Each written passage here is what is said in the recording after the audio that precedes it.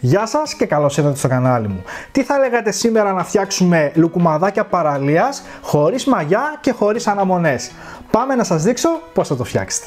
Καπέλο, θα χρειαστώ ένα γυάλινο μπολ, στραγγιστό γιαούρτι, ένα αυγό μέτριο, κρυσταλλική ζάχαρη, μία βανιλίνη και ανακατεύουμε πάρα πολύ καλά. Το σύρμα έκανε τη δουλειά του, θα πάει στα άπλυτα και θα χρειαστώ μια ξύλινη κουτάλα. Συμπληρώνω αλεύρι που φουσκώνει μόνο του μέχρι που να σχηματιστεί ζυμάρι.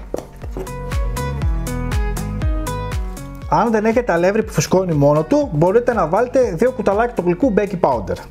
Το ζυμάρι μας είναι έτοιμο. Μετράμε 50 γραμμάρια το κάθε μπαλάκι. Αφού έχουμε μετρήσει όλη τη ζύμη, θα ανοίξω τη φωτιά μου να ζεστάνω το λάδι. Ωραία. Και πάμε να σας δείξω λίγο πώς θα τα φτιάξετε. Αφού έχετε το μπαλάκι έτσι, πατάμε με το δάχτυλο στο κέντρο. Άμα χρειαστεί το γυρνάμε και από την άλλη. Και το ανοίγουμε σιγά σιγά. Σε κάποια σημεία, άμα είναι πιο παχύ, το τραβάμε λίγο έτσι. Και συνεχίζουμε το άνοιγμα.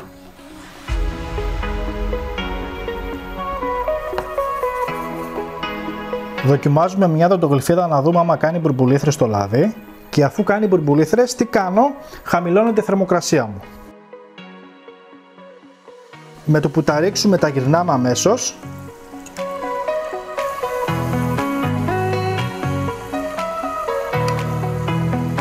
Και απευθείας τα βουτάμε στη ζάχαρη.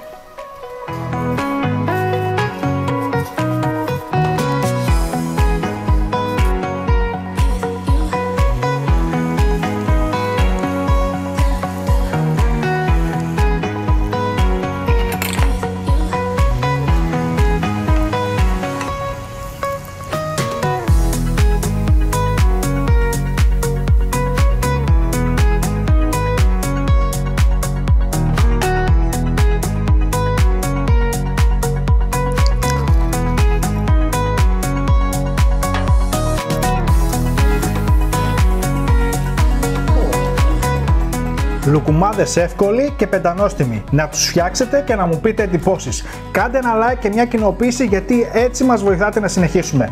Μέχρι το επόμενο βίντεο να περνάτε καλά. Γεια σας.